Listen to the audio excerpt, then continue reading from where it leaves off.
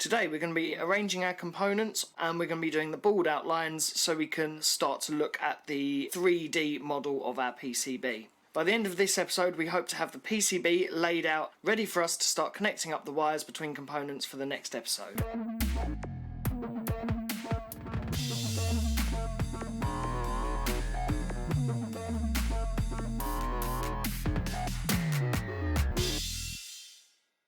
The next thing we need to consider is the size of our board, and to do that we're going to have to think about what enclosure we put it in. Add component button here, select by browser. If we go to enclosures, I've got a few enclosure templates.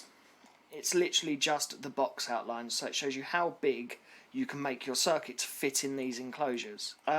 So some of these I've done, these ones are spec'd to fit in the BB boxes, or these C boxes. They'll fit in either of them, and I've got them ready cut out with daughter boards. So that's that size box roughly. But if we can, I want to try and squeeze it into this box. It's not the biggest circuit ever, so I think we should be able to fit it quite neatly into that. And we're also going to have to leave room for the foot switch down the bottom, so I'm going to add... That's just a general outline for the foot switch, but I also have the outline for my old bypass board. Now I can make them a bit smaller than this now, so this is kind of a worst case scenario. But we know if we now build our board around that, if we can fit it all in here, it's all going to fit nicely in the box. Now with your board sizes, JLC PCB will do very cheap boards up to 100 by 100 millimeters. As soon as you go over that, you'll find the costs start to skyrocket. I'll always do my best to keep a board under 100 by 100 now. So the first things I'm going to place in here are the pots, because there's a set place these can go. Through-hole parts, I try and not put over pots, just because if you do want to unsolder them later, you'd have to remove the pot to get that part off, whereas this one, you can unsolder from the top, so it's fine. So then our tone board will go under here. I kind of like that layout, actually that looks cool. And I try not to have resistors surrounded on all sides by caps, because again, just thinking about, you know, if I ever need to repair this, will I be able to get a soldering iron in there without messing up anything else? So I like to make sure things are centered, so with these it's quite easy because they're right on the edge, but you've got graphic lines here, and you can just draw a graphic line, highlight it, and then use that as a measuring tool, so you can see I've got them slightly over to one side. So that would be even. So this first gain stage, I was trying to connect to a pin up there. Where's distortion? There it is at the end of this first gain stage. So it does make sense to have our first gain stage up in this space here, and then that's joined via that cap there to the second gain stage. So if we go to edge cuts, what I'm going to start doing is putting in the edge cuts for this board here.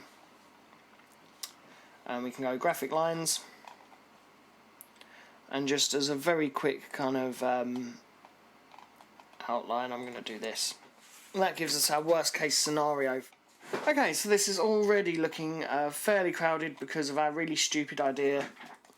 So in order to save a little bit more room, what I'm going to do is change out these pots for the smaller alpha 9mm ones, just because they fit in a much smaller space, so it'll give us a bit more space to work with. If that doesn't work, we may just have to go to the slightly larger enclosure size. It was quite ambitious to get all of this in such a small box. First I'm going to change these footprints, and I'm going to change them for alpha 9mm. So we go potentiometers,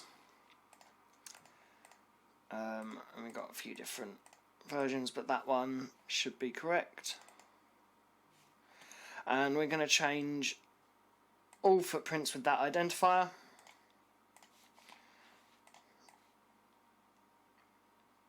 And that's given us a fair bit more room to work with. It also means this board could probably be quite a bit smaller as well. So that has saved us really quite a bit of space.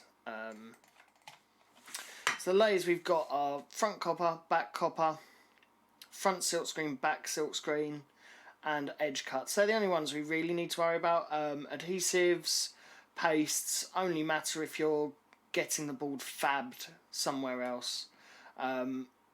Most parts will deal with the front mask and back mask themselves, so you don't have to worry too much about that yourself. So if you want to draw graphic lines, you can draw them on the front, or we can draw them on the back by selecting back silkscreen. So I'm going to do something I don't usually do at this stage, because I'm trying so hard to at least keep these functional blocks together. I'm going to draw around that to try and separate it out, and this should let us know which space we've still got left without us getting too confused.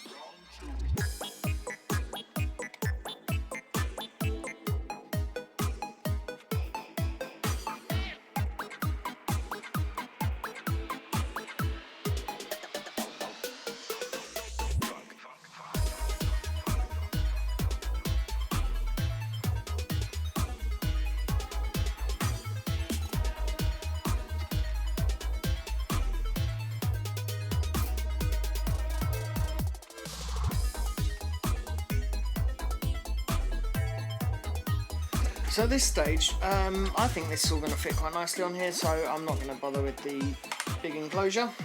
So it might be useful now to look at a 3D picture of what we're looking at. So the next thing I'm going to do, you can look at the 3D model before we put edge cuts in, but it'll definitely be nicer if we finally spec the outside of our board. So you want to go to edge cuts and graphic lines. And to start with, I'm just going to draw a very simple box around the outside.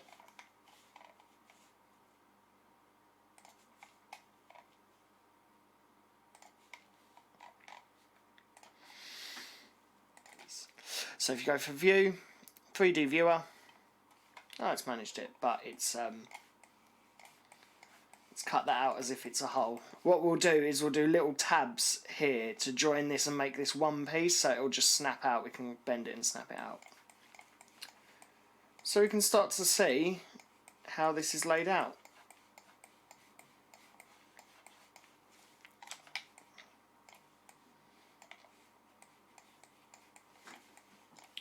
We can also see some of the models we're missing on 3D view. So we are missing these diodes here, D9Es. So that seems to be the only ones that are missing though. Oh, and these transistors here. So we can do them now. So if you click on a part and go Edit, Footprint Editor, and then go to Footprint Properties here, and you've got Properties and you've got 3D Settings. To add a shape, we can go Add 3D Shape, and it opens up the Packages 3D folder that I went through when we did libraries, and you've got most things you could think of in here.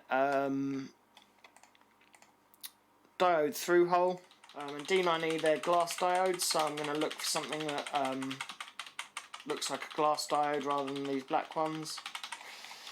Hopefully, probably that might look alright. Let's have a look. Pins are a little long, and then you can scale it and move it, rotate it with these controls here. So we've got scale, and it scales each axis independently. We shouldn't need to rotate this one, which is nice. Should just be able to offset it into the pins. So it's a little bit short, so we can make it longer in the y-axis, sorry, the x-axis.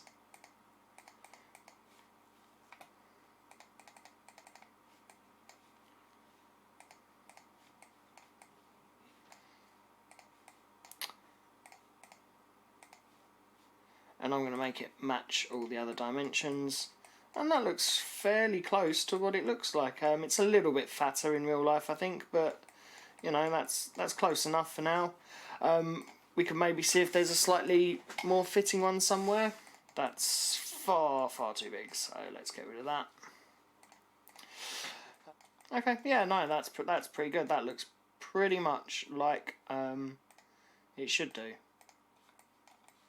And then we go File, Save, and it saves it as this footprint in diodes. What I'm also going to save it as is D903, D9E, sorry. I'm going to save it as D9E, and then later, when I'm back in schematic view at some point, I can update this footprint here with this symbol, and then it'll always pick this one as standard. I don't have to ever worry about doing it again. This part here though, this won't have updated again because we've edited a part. If we go back to 3D Viewer, it still won't have actually changed that part. So we need to do the update footprint. So if we select D9E, and I'll actually change the footprint now because it's still attached to that original one we had, and I've now made a D9E one. So we can go to diodes.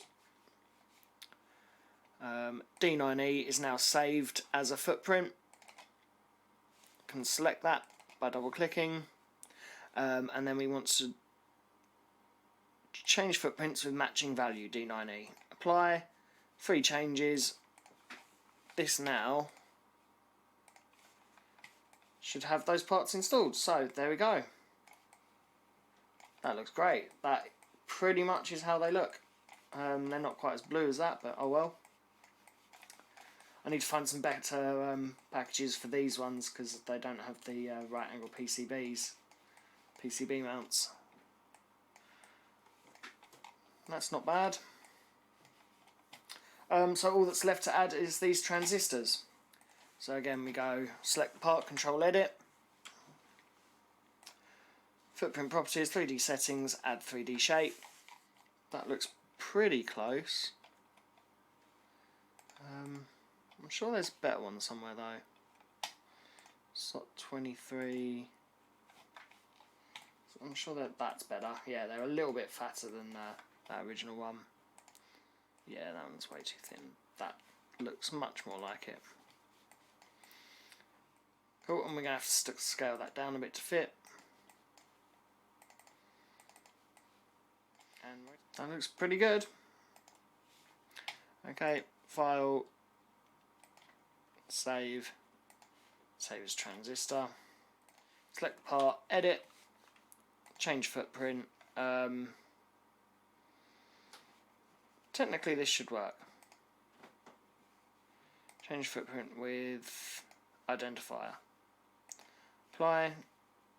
4 changes there, close. If we go to 3D Viewer, we now have that part on the 3D view as well.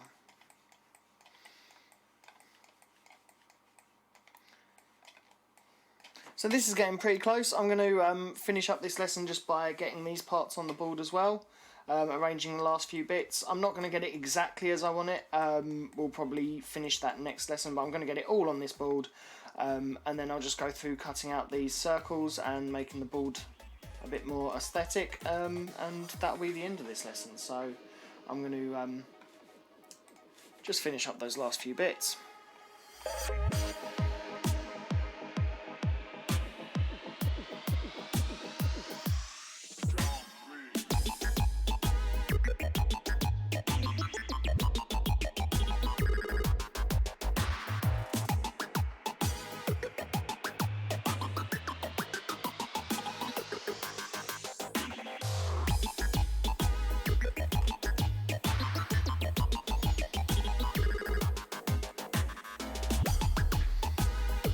That's not too bad. I've got plenty of space in the box. What I'm going to do now quickly is just these corners. In fact, actually, I'm going to move this whole line up because we don't need the board to be that big anymore. So we can make it that big.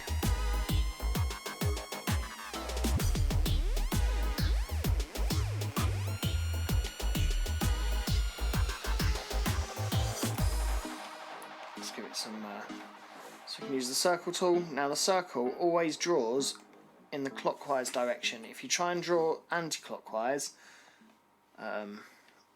if you try and draw anti-clockwise, it'll complete the circle in the clockwise direction anyway, so you always want to draw it clockwise.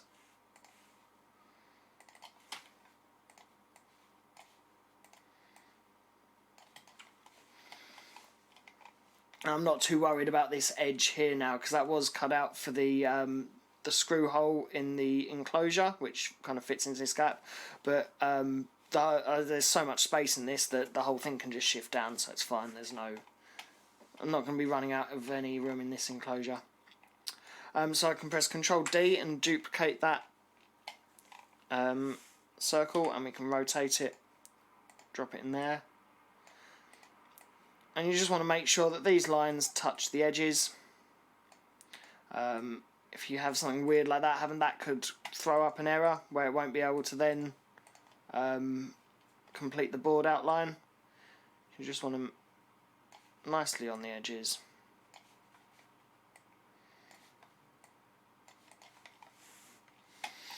And down the bottom I like to do these inverted circles. I just think it looks nice. But when you've got a crowded enclosure, the inverted circle gives room for the posts on the enclosure.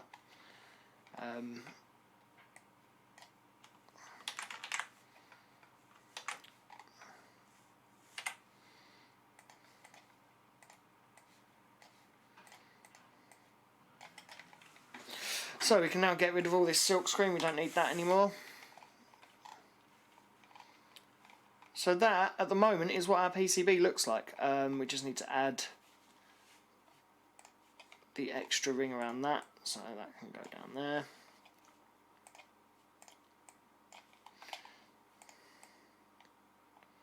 You can use these crosshairs to make sure they're lined up with other components. A lot of this now is just kind of jiggling around the edges and trying to fit everything in as neatly as possible. Once we're kind of happy it's all in there, I'll probably space things out a bit more and give everything a bit more room around it. But we're pretty much there.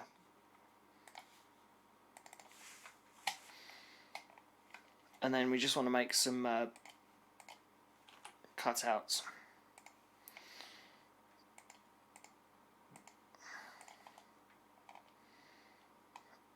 I wouldn't do more than 3 on something that size. Maybe do 1 there and 1 here. Now, be careful when you're doing this because you can't have any lines overlapping. So just make sure you don't leave any little hidden bits around like that.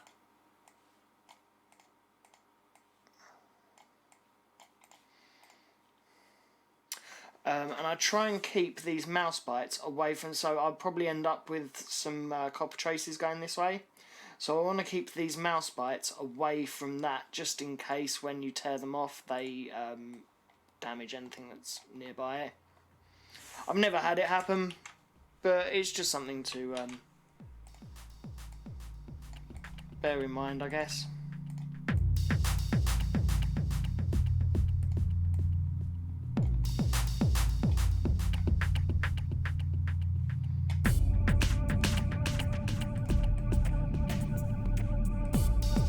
JLC may decide to charge me for 2 boards for this one.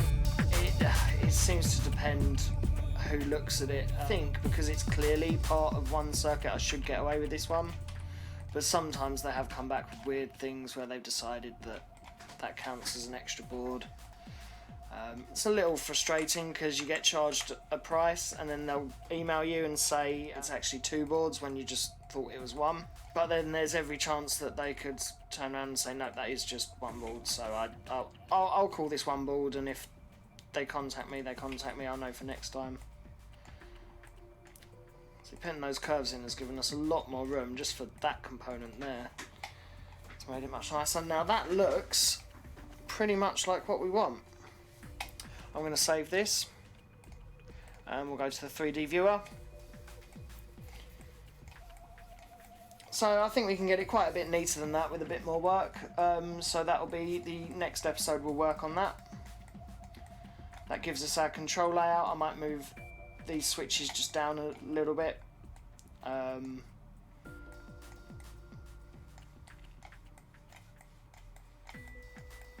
So we're getting very, very close. Next episode will be finishing, just rearranging these slightly. I'll probably speed through a lot of that because it's just a case of aesthetics and you know, I've got lots of space to use here, so I'll space things out. I'll probably put these caps close together, put the resistors close together. I might do little outlines around each of our functional blocks and name them. We'll put a name on here, we'll put some graphics on the PCB. We'll rename all these pins to match the schematic, and we'll move all these labels around so they're nice and easy to read. And then we'll join all the wires up, and that will probably take us to the end of next lesson. The lesson after that will be getting it fabbed. So thank you very much for watching.